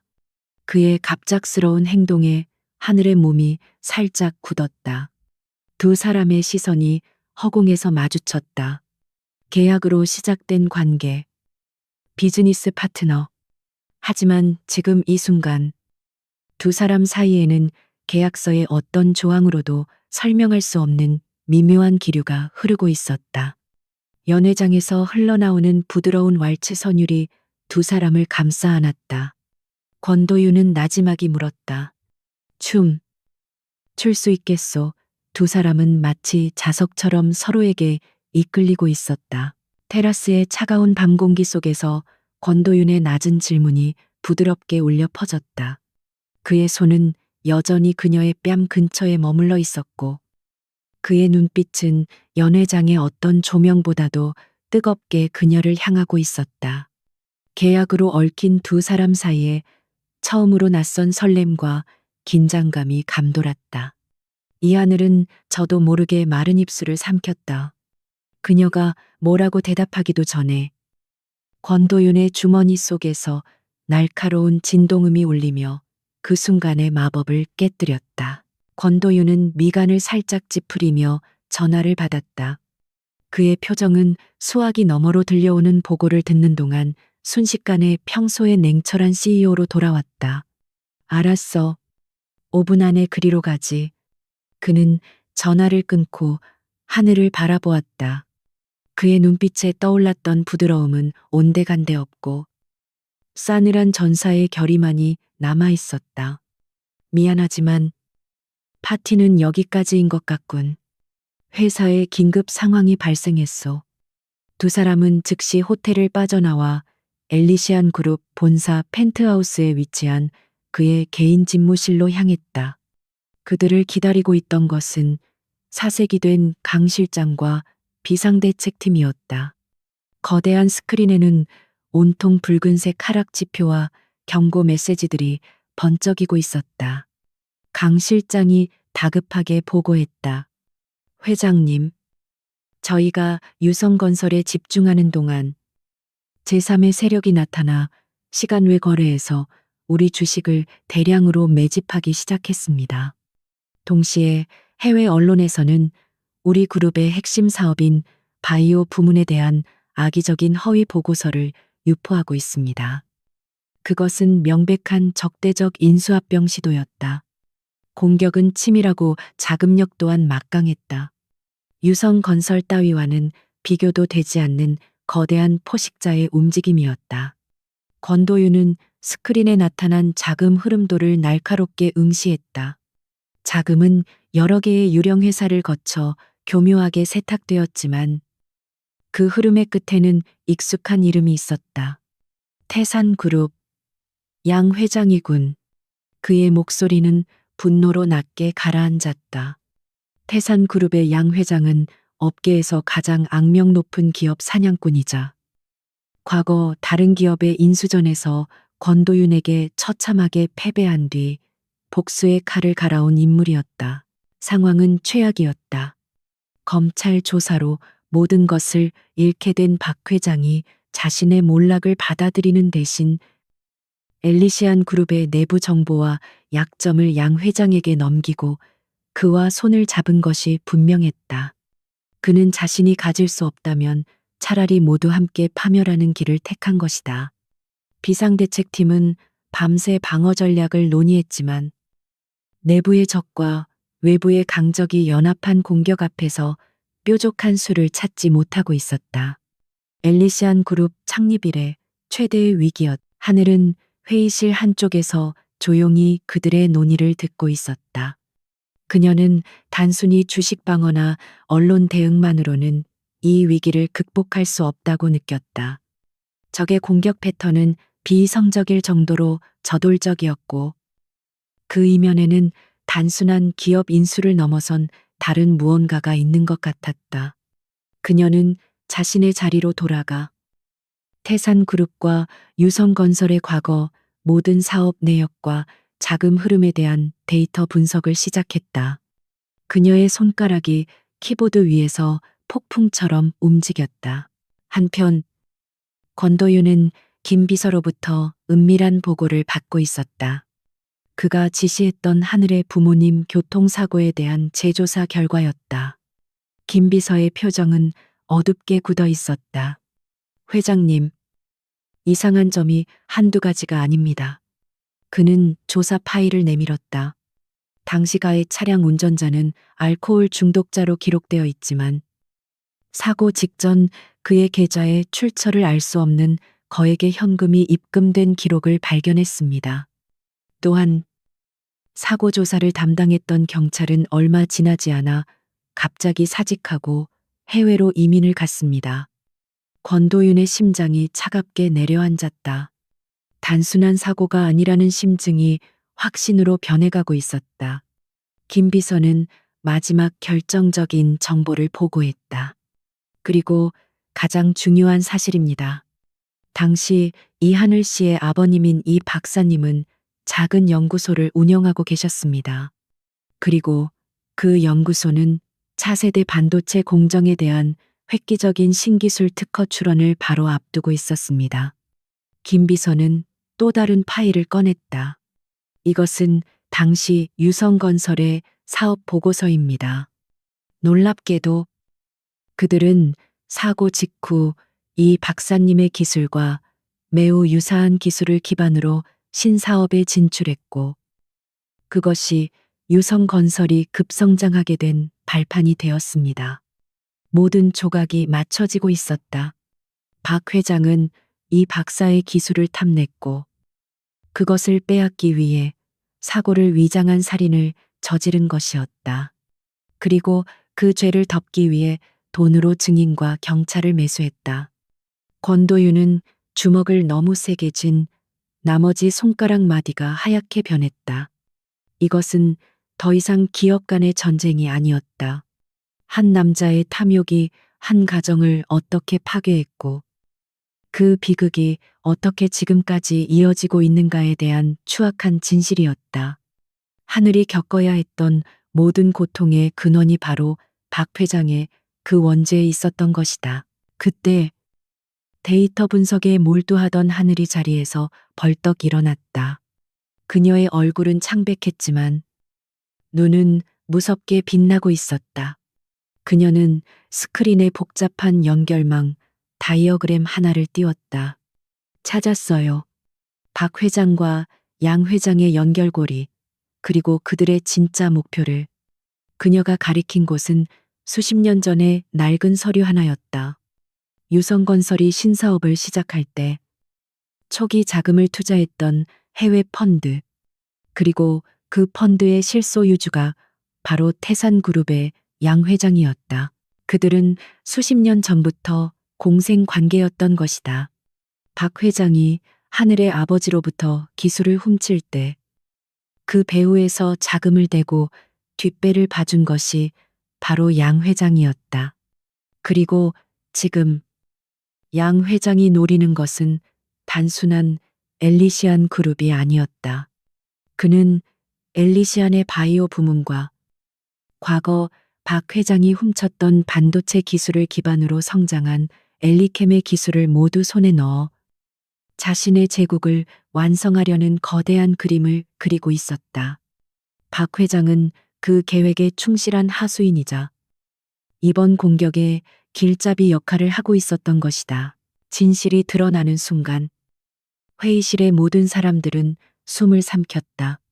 이것은 수십 년에 걸쳐 계획된 거대한 음모였다. 권도윤은 하늘에게 다가갔다. 그는 그녀의 어깨를 감싸 쥐었다. 그는 그녀에게 사고의 진실을, 그녀의 부모님이 어떻게 돌아가셨는지를 지금 당장 말해주고 싶었지만 차마 입이 떨어지지 않았다. 지금 그녀에게 더 큰 상처를 줄 수는 없었다. 그는 대신 그녀의 눈을 똑바로 바라보며 말했다. 그의 목소리에는 강철 같은 의지가 담겨 있었다. 이하늘 씨, 당신이 그들의 연결고리를 찾아냈소. 이제 우리가 반격할 차례요. 그는 고개를 돌려 비상대책팀을 향해 선언했다. 지금부터 모든 방어 전략을 중단한다. 대신 우리가 가진 모든 자금과 역량을 총동원해서 태산그룹의 가장 약한 고리를 공격한다. 그들이 우리의 심장을 노린다면 우리는 그들의 머리를 직접 칠 것이다. 그의 선언에 회의실의 공기가 뜨겁게 달아올랐다. 절망의 그림자는 걷히고 거대한 폭풍의 눈 속에서 결전의 의지가 타오르고 있었다.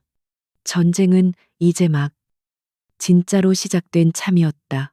권도윤의 선전포고는 엘리시안 그룹의 전략 방향을 180도 바꾸어 놓았다. 수세에 몰려 방어에만 급급하던 분위기는 사라지고 적의 심장을 향해 비수를 꽂으려는 맹수의 팽팽한 긴장감이 그룹 전체를 감쌌다. 본사 최고층에 위치한 비상대책 상황실은 이제 엘리시안 그룹의 전쟁 지휘 본부가 되었다. 수십 명의 핵심 인력들이 쉴 새 없이 오가며 정보를 분석하고 보고했으며 거대한 스크린에는 태산그룹의 주가와 자금 흐름을 나타내는 데이터가 실시간으로 번쩍였다. 그리고 그 지휘 본부의 중심에는 권도윤과 함께 이하늘이 있었다. 그녀는 더 이상 회의실 구석에서 자료를 전달하거나 조용히 의견을 내는 보조적인 역할이 아니었다. 권도윤의 바로 옆자리, 상황실의 모든 정보가 모이는 핵심 위치에 그녀의 자리가 마련되었다. 그녀의 모니터에는 그룹의 최고 기밀에 해당하는 데이터들이 제한 없이 펼쳐져 있었고, 그녀의 분석과 판단은 이제 그룹의 운명을 결정하는 가장 중요한 변수가 되었다. 권도윤의 명령에 따라 공격 목표는 태산그룹의 가장 취약한 고리로 설정되었다. 하지만 그 취약점을 정확히 찾아내는 것은 모래사장에서 바늘을 찾는 것과 같았다. 양 회장은 워낙 교활하고 빈틈이 없는 인물이라 자신의 약점을 겹겹의 위장과 거짓 정보 속에 철저히 숨겨두었기 때문이다. 모두가 밤을 새워가며 데이터를 파헤쳤지만 결정적인 한 방을 찾지 못해 전선은 교착 상태에 빠졌다. 바로 그때 며칠 동안 거의 잠을 자지 않고 모니터에만 집중하던 하늘이 조용히 입을 열었다. 여기에요. 그녀의 목소리는 지쳐 있었지만 강한 확신이 담겨 있었다. 모든 사람의 시선이 그녀가 가리키는 스크린으로 향했다. 그것은 태산그룹의 수많은 계열사 중에서도 가장 눈에 띄지 않는 남미의 작은 섬에 위치한 페이퍼 컴퍼니의 자금 흐름도였다. 이 회사는 표면적으로는 자원 개발 회사로 위장하고 있지만 실제로는 양 회장의 비자금을 세탁하고 관리하는 창구입니다. 한 임원이 의문을 제기했다. 하지만 저 회사의 자금 규모는 태산그룹 전체에 비하면 미미한 수준입니다. 저곳을 공격해봤자 큰 타격을 주긴 어렵습니다. 하늘은 고개를 저었다. 규모가 중요한 게 아닙니다. 이 자금의 성격이 중요해요. 그녀는 몇 번의 키보드 조작으로 다른 데이터를 불러왔다. 제가 분석한 결과 이 비자금은 단순히 숨겨둔 돈이 아닙니다. 양 회장이 수십 년간 정관계 인사들을 관리해온 로비 자금의 원천입니다. 만약 이 돈줄을 끊고 자금 거래 내역을 세상에 폭로한다면 그녀의 말이 끝나자 상황실에는 섬뜩한 침묵이 흘렀다. 모두가 그녀의 전략이 의미하는 바를 깨달았다. 그것은 단순히 기업의 재무에 타격을 주는 것을 넘어 양 회장이 평생 쌓아올린 권력의 기반 자체를 무너뜨리는 치명적인 공격이었다. 태산그룹이라는 거대한 성을 지탱하고 있던 가장 은밀하고 더러운 기둥을 뽑아버리겠다는 대담한 발상이었다.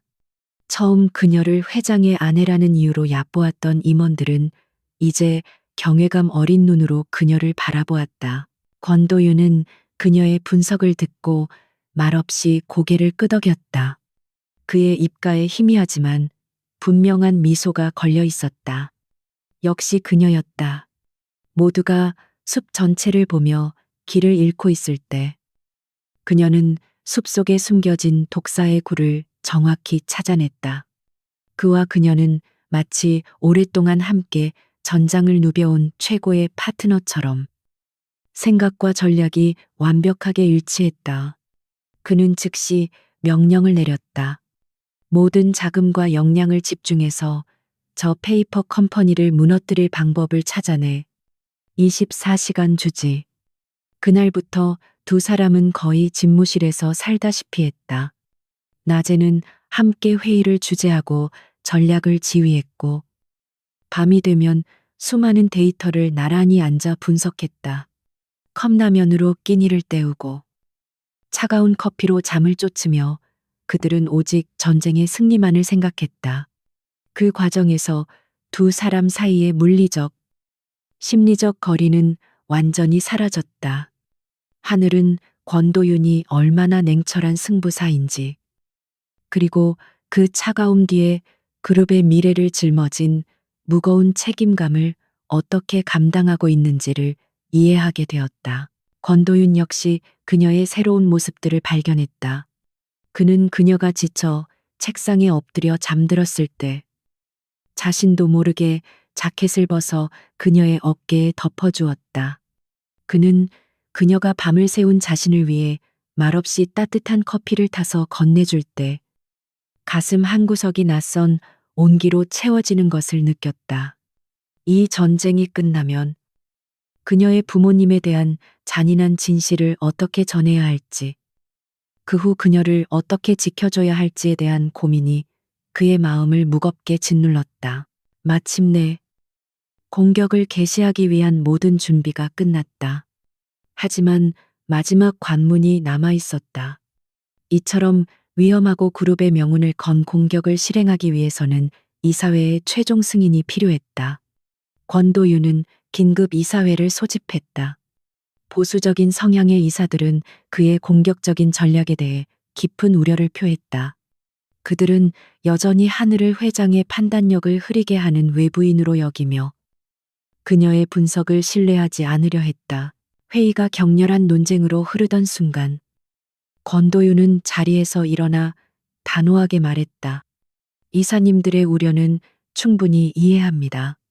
하지만 현재 상황에서 이 방법 외에는 다른 길이 없습니다. 그는 잠시 말을 멈추고 회의실에 앉아 있는 하늘을 바라보았다. 그리고는 모든 이사들을 향해 이전과는 전혀 다른 무게감이 실린 목소리로 선언했다. 그리고 이 작전의 세부 계획과 성공 가능성에 대해서는 제 아내로서가 아닌 이번 사태 해결을 위한 수석 전략 고문으로서 이하늘 씨가 직접 설명할 것입니다. 모든 이사들의 시선이 하늘에게로 쏠렸다. 수석 전략 고문. 권도윤은 이 자리에서 공식적으로 그녀의 위치와 역할을 선포한 것이었다. 하늘은 잠시 놀랐지만 이내 권도윤의 깊은 신뢰가 담긴 눈빛을 마주하고는 자리에서 일어났다. 그녀는 조금의 떨림도 없는 목소리로 지난 며칠간 자신과 권도윤이 함께 설계한 완벽한 작전 계획을 브리핑하기 시작했다. 그녀의 발표는 완벽했다. 그녀는 복잡한 국제금융법과 자금 세탁 방지법의 허점을 어떻게 파고들 것인지, 태산그룹의 비자금 내역을 어떤 방식으로 언론에 폭로하여 여론전에서 승리할 것인지, 그리고 그 과정에서 발생할 수 있는 모든 법적, 재무적 리스크에 대한 대비책까지 완벽하게 제시했다. 그녀의 브리핑은 단순한 데이터 분석이 아닌 전쟁을 승리로 이끌기 위한 한편의 거대한 교양곡과도 같았다. 발표가 끝났을 때 회의실에는 완전한 침묵만이 흘렀다. 그 누구도 감히 반론을 제기하지 못했다. 그녀를 의심의 눈초리로 보던 이사들의 얼굴에는 이제 놀라움과 존경심만이 가득했다. 그들은 비로소 깨달았다. 권도윤 회장 곁에 있는 저 여인은 결코 장식품이나 신데렐라가 아니었다. 그녀는 그룹의 운명을 짊어질 자격이 있는 진정한 전략가이자 리더였다. 만장일치로 작전은 승인되었다. 회의가 끝나고 모두가 떠난 회의실에 권도윤과 하늘 단둘만이 남았다. 창밖으로는 결전의 날을 알리는 새벽의 여명이 밝아오고 있었다. 두 사람은 아무 말 없이 서로를 마주 보았다. 더 이상 계약으로 맺어진 차가운 파트너가 아니었다. 그들의 눈빛 속에는 생사를 함께하는 전우로서의 굳건한 신뢰와 그보다 더 깊고 뜨거운 어떤 감정이 조용히 흐르고 있었다. 그녀는 이제 그림자 속에 숨겨진 조력자가 아닌 이 거대한 제국의 진정한 안주인이자 여왕으로서 자신의 자리를 완벽하게 증명해낸 것이었다. 작전 개시일. 엘리시안 그룹의 비상대책 상황실은 폭풍전야와 같은 팽팽한 긴장감에 휩싸여 있었다. 데이. 수십 명의 전문가들이 각자의 자리에서 숨을 죽인 채 모니터를 응시하고 있었고, 시간은 마치 멈춘 듯 더디게 흘러갔다. 권도윤과 이하늘은 상황실 가장 중앙에 서서 거대한 메인 스크린에 떠 있는 세계 금융시장의 흐름을 날카롭게 지켜보고 있었다. 그들의 표정은 강철처럼 굳어 있었지만 서로를 향한 시선에는 굳건한 신뢰가 담겨 있었다. 작전의 첫 단계는 남미의 페이퍼 컴퍼니를 향한 금융 공격이었다. 엘리시안 그룹이 동원한 막대한 자금은 유럽과 아시아의 여러 금융시장을 거치며 합법적인 투자금으로 위장된 채 번개처럼 태산그룹의 비자금 창고를 덮쳤다. 선물, 옵션, 통화, 스와프 등 복잡한 파생 상품을 이용한 공격은 너무나도 정교하고 빨라서 태산그룹의 자금 관리팀은 속수무책으로 당할 수밖에 없었다. 스크린 속에서 그들의 자금 그래프가 수직으로 곤두박질치는 모습이 실시간으로 나타났다. 시작됐습니다. 하늘이 낮은 목소리로 말했. 그것이 신호였다. 권도윤은 옆에 대기하고 있던 홍보팀장에게 고갯짓을 했다. 2단계. 실행에 명령이 떨어지자마자 엘리시안 그룹이 사전에 접촉해둔 국내외의 가장 영향력 있는 언론사들의 홈페이지 메인 화면에 동시에 속보가 터져 나왔다. 제목은 충격적이었다. 태산그룹 양 회장. 수십 년간 정관계 로비. 불법 비자금 출처 추적. 기사에는 하늘이 분석해낸 비자금의 흐름과 용처가 적나라하게 담겨 있었다. 수십 년간 묵혀있던 판도라의 상자가 열린 것이다.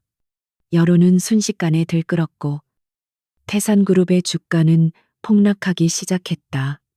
당황한 양 회장은 즉시 기자회견을 열어 모든 것이 엘리시안 그룹의 음해라고 주장하며 반격에 나섰다.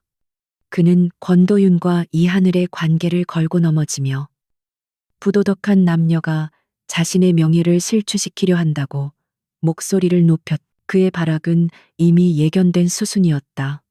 그가 기자회견장에서 열변을 토하는 바로 그 순간 권도윤의 마지막 카드가 공개되었다. 엘리시안 그룹이 긴급 소집한 주주총회장이었다. 원래는 적대적 인수합병에 대한 방어 전략을 논의하기 위해 소집된 자리였지만 이제 그 목적은 완전히 달라져 있었다. 모든 언론과 주주들이 지켜보는 가운데 권도윤은 단상 위로 올라섰다. 하지만 그의 옆에는 하늘이 함께 서 있었다. 권도윤은 마이크 앞에 서서 좌중을 압도하는 침착한 목소리로 입을 열었다. 오늘 저는 단순히 기업을 방어하기 위해 이 자리에 선 것이 아닙니다. 수십 년간 탐욕과 거짓으로 쌓아 올린 한 거대한 범죄 제국의 진실을 밝히기 위해 섰습니다. 그의 말에 장내가 술렁였다. 그는 스크린에 낡은 사진 한 장을 띄웠다. 그것은 젊은 시절에 하늘의 부모님이 딸의 손을 잡고 행복하게 웃고 있는 사진이었다. 이분들은 이하늘 수석 전략 고문의 부모님이신 고 이정훈 박사님과 그의 아내입니다. 권도윤은 말을 이었다. 세상에는 이분들이 단순 빗길 교통사고로 돌아가신 것으로 알려져 있습니다. 하지만 그것은 거짓입니다. 그는 김비서가 찾아낸 모든 증거들을 하나씩 공개하기 시작했다. 사고, 직전 가해, 운전자의 계좌에 입금된 거액의 돈, 사고를 덮어준 경찰의 행방, 그리고 이정훈 박사의 기술 특허를 가로챈 유성건설의 추악한 행적까지 장내는 경악으로 얼어붙었다. 하늘은 쏟아지는 플래시 세례 속에서 굳건히 서 있었다. 그녀는 스크린 속 부모님의 사진을 보며 눈시울이 뜨거워졌지만 눈물을 흘리지 않았다. 오늘은 슬퍼하는 날이 아니었다. 정의를 바로 세우는 날이었다. 권도윤은 마지막으로 결정적인 증거를 공개했다. 그것은 사고 직후 박 회장과 양 회장이 은밀하게 만나 기술 이전에 대한 계약을 체결하는 모습이 담긴 CCTV 영상과 녹취 파일이었다. 이 모든 비극의 시작은 유성건설 박 회장의 탐욕이었고, 그 배후에서 자금을 대고 범죄를 은폐해준 공범이 바로 태산그룹의 양 회장입니다. 모든 진실이 폭로되는 순간 주주총회장의 문이 열리며 검찰 수사관들이 닥쳐왔다. 태산그룹의 비자금 수사와 과거 이정훈 박사 살인교사 혐의에 대한 압수수색 영장이었다. 기자회견장에서 궤변을 늘어놓던 양 회장은 생방송 카메라 앞에서 수갑이 채워지는 굴욕을 당했고, 병원에 입원해 조사를 피하려던 박 회장 역시 병실에서 체포되었다. 수십 년에 걸쳐 쌓아 올린 그들의 제국이 단 몇 시간 만에 먼지처럼 허무하게 무너져 내리는 순간이었다. 비상대책 상황실에서는 승리의 함성이 터져 나왔다. 모든 것이 완벽하게 끝났다. 하지만 권도윤과 하늘은 함성의 중심에서 벗어나 아무도 없는 옥상 정원으로 향했다. 차가운 바람이 두 사람의 얼굴을 스쳤다. 하늘은 무너져 내리는 도시의 야경을 내려다보며 비로소 참아왔던 눈물을 흘렸다. 그것은 슬픔의 눈물이 아닌 오랜 시간 가슴에 맺혀 있던 응어리를 풀어내는 해방의 눈물이었다. 권도윤은 말없이 그녀의 곁으로 다가가 그녀의 떨리는 어깨를 감싸 안았다. 그는 어떤 위로의 말도 하지 않았다.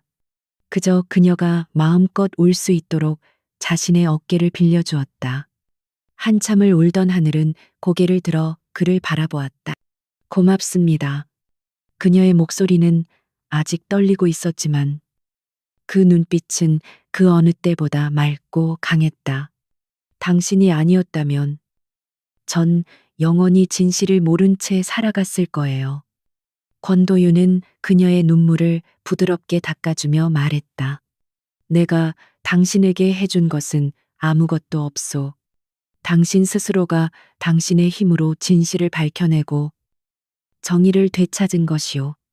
그는 그녀의 얼굴을 감싸쥔 채 깊은 눈으로 그녀를 바라보았다. 전쟁은 끝났다. 복수도 끝났다. 이제 그들 앞에는 계약도 비즈니스도 아닌 서로의 상처를 보듬고 새로운 미래를 시작해야 할 두 사람의 인생만이 남아 있었다. 하늘씨. 그는 처음으로 그녀의 이름을 다정하게 불렀다. 나는 당신의 부모님을 죽게 한 그 범죄의 결과물 위해서 성공을 이룬 사람일지도 모르오. 유성건설이 훔친 그 기술은 결국 우리 엘리캠의 일부가 되었으니까 나에게 당신을 마주할 자격이 없을지도 모르지. 그의 목소리에는 깊은 죄책감이 묻어 있었다. 하지만 하늘은 고개를 저었다. 그녀는 그의 손을 마주 잡았다. 아니에요. 당신은 그 기술을 올바르게 사용했고 결국엔 모든 것을 제자리로 돌려놓았어요. 당신은 제게 구원이었어요. 그녀의 말에 권도윤은 더 이상 자신의 감정을 억누를 수 없었다. 그는 천천히 고개를 숙여 그녀의 입술에 부드럽게 입을 맞췄. 차가운 도시의 밤 공기 속에서 두 사람의 입맞춤은 그 어떤 말보다도 따뜻하고 간절했다. 그것은 지독한 겨울의 끝에서 마침내 찾아온 봄의 시작을 알리는 길고 긴 입맞춤이었다. 거짓과 복수로 시작되었던 그들의 관계는 마침내 진실과 사랑이라는 이름 아래 새롭게 태어나고 있었다. 모든 폭풍이 지나간 후 세상은 거짓말처럼 고요해졌다. 태산그룹과 유성건설이라는 거대한 두 제국은 수십 년간 쌓아 올린 죄의 무게를 이기지 못하고 한꺼번에 무너져 내렸다. 양 회장과 박 회장은 살인교사, 주가 조작, 횡령 등 수많은 혐의로 법의 심판을 받게 되었고 남은 여생을 차가운 감옥에서 보내게 될 운명이었다. 그들의 몰락은 대한민국 재계에 거대한 경종을 울렸고 사람들은 한동안 엘리시안 그룹이 이뤄낸 정의로운 승리에 대해 이야기했다.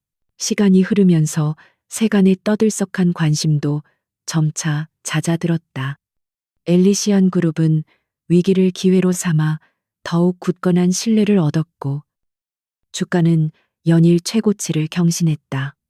그룹의 수석 전략 고문이 된 이하늘의 이름 앞에는 더 이상 회장 부인이라는 수식어 대신 천재 전략가라는 찬사가 따라붙었다. 그녀는 자신의 능력으로 세상의 편견을 완벽하게 극복하고 자신의 자리를 당당하게 쟁취해낸 것이다. 어느 맑은 가을날, 하늘은 권도윤과 함께 부모님의 묘소를 찾았다. 그녀의 손에는 화려한 꽃다발 대신 부모님이 생전에 가장 좋아하셨던 소박한 들국화가 들려 있었다. 지난 수십 년간 그녀는 늘 죄책감과 슬픔을 안고 이곳을 찾았었다. 하지만 오늘은 달랐다. 그녀는 비석 앞에 서서 오랜 시간 가슴속에 담아두었던 이야기들을 조용히 털어놓았다. 억울했던 시간들, 힘들었던 순간들, 그리고 마침내 모든 것을 제자리로 돌려놓기까지의 여정을 그녀의 곁에서 권도윤은 한 걸음 물러서서 말없이 그녀를 지켜봐 주었다. 그는 그녀의 슬픔에 함부로 개입하지 않았다. 그저 그녀가 온전히 자신의 감정을 마주하고 과거와 화해할 수 있도록 든든한 버팀목이 되어 그 자리에 서 있을 뿐이었다. 한참의 시간이 흐른 후 하늘은 마침내 옅은 미소를 지으며 돌아섰다. 그녀의 눈가는 촉촉했지만 그 표정은 그 어느 때보다 평온하고 자유로워 보였다. 길고 길었던 어둠의 터널을 지나 그녀는 마침내 진정한 안식을 찾은 것이었다. 그날 저녁 두 사람은 저택의 거실에 마주 앉았다. 처음 그들이 차가운 계약을 맺었던 바로 그 장소였다. 하지만 이제 그 공간을 채우는 공기는 더 이상 서늘하지 않았다. 벽난로에서는 따뜻한 불꽃이 타오르고 있었고 테이블 위에는 하늘이 좋아하는 차가 향긋한 김을 피우고 있었다. 그동안 그들의 삶에는 많은 변화가 있었다. 권도윤의 서재에는 하늘의 분석 자료들이 함께 놓이게 되었고 텅 비어있던 저택 곳곳에는 그녀의 손길이 닿은 작은 온기들이 채워지기 시작했다. 깊은 침묵 끝에 권도윤이 먼저 자리에서 일어났다. 그는 서재로 들어가 금고 깊숙한 곳에 보관해 두었던 서류 봉투 하나를 꺼내왔다. 그것은 바로 1년 전 그들의 관계를 시작하게 했던 차가운 혼인 계약서였다. 그는 계약서를 테이블 위에 올려놓고 하늘의 맞은편에 다시 앉았다. 하늘은 말없이 그 계약서와 그의 얼굴을 번갈아 보았다. 그들의 모든 것이 시작되었던 증표이자 이제는 끝내야 할 과거의 족쇄였다. 권도윤은 그녀의 눈을 똑바로 바라보며 아주 오랫동안 마음에 담아두었던 말을 꺼냈다. 하늘 씨, 우리의 시작은 분명 잘못되었습니다. 그의 목소리는 낮고 진지했다. 나는 복수라는 이기적인 목적을 위해 당신을 이용했고, 당신의 가치를 알아보지 못한 채 내 옆에 두는 오만함을 저질렀어. 당신이 겪어온 아픔과 상처 앞에서 나는 그저 방관자였을 뿐이지. 그는 스스로에 대한 깊은 자책과 후회를 숨기지 않았다. 그는 말을 이었다. 하지만 당신은 달랐소. 당신은 절망 속에서도 결코 무너지지 않았고 자신의 힘으로 운명을 개척해 나갔지. 당신의 지혜는 나의 길을 밝혔고 당신의 용기는 나에게 싸울 힘을 주었소. 그리고 당신의 따뜻함은 얼어붙어 있던 내 심장을 다시 뛰게 만들었소. 그는 자리에서 일어나 그녀의 곁으로 다가왔다. 그리고 그녀 앞에 한쪽 무릎을 꿇었다. 그의 행동에 하늘의 눈이 커졌다. 권도윤은 테이블 위에 놓여있던 계약서를 집어들었다. 그리고 조금의 망설임도 없이 그것을 반으로 또 반으로 찢어버렸다. 종이가 찢어지는 소리는 그들의 거짓된 관계가 끝났음을 알리는 선언처럼 선명하게 울렸다. 그는 찢어진 계약서 조각들을 옆으로 밀어버린 뒤 그녀의 손을 부드럽게 잡았다. 이 계약은 이제 끝났소. 더 이상 당신을 비즈니스 파트너나 계약상의 아내로 붙잡아두지 않겠소. 그는 자신의 자켓 안주머니에서 작은 벨벳 케이스를 꺼냈다. 그가 처음 그녀를 결혼식장에서 데리고 나올 때 박지훈의 반지를 버리고 대신 끼워주려 했던 바로 그 다이아몬드 반지였다. 그는 케이스를 열어 눈부시게 빛나는 반지를 그녀에게 내밀었다. 이하늘 씨, 나의 복수를 위해서도 엘리시안 그룹을 위해서도 아닌 오직 내 남은 평생을 당신과 함께하고 싶다는 이기적인 이유만으로 청혼하는 것이요. 나의 진짜 가족이, 나의 진짜 아내가 되어 주시겠소. 그의 진심 어린 고백에 하늘의 눈에서 참아왔던 눈물이 흘러내렸다. 그것은 더 이상 슬픔이나 해방의 눈물이 아니었다. 태어나서 처음 느껴보는 가슴 벅찬 행복의 눈물이었다. 그녀는 고개를 돌려 창밖을 보았다. 칠흑 같던 밤하늘의 끝에서 새로운 하루를 알리는 찬란한 아침 해가 떠오르고 있었다. 마치 그들의 미래를 축복하는 것처럼 그녀는 다시 고개를 돌려 자신의 앞에서 애타는 눈으로 대답을 기다리는 남자를 바라보았다. 자신을 구원해 주었고 자신에게 새로운 세상을 선물해 주었으며 이제는 자신의 모든 것이 된 남자. 그녀는 환하게 웃으며 고개를 끄덕였다. 네, 그럴게요. 당신의 아내가 될게요. 그녀의 대답에 권도윤의 얼굴에 비로소 안도와 기쁨의 미소가 번졌다. 그는 반지를 그녀의 손가락에 조심스럽게 끼워 주었다. 그 반지는 마치 처음부터 그녀의 것이었던 것처럼 완벽하게 잘 어울렸다. 그는 자리에서 일어나 그녀를 자신의 품에 가득 안았다.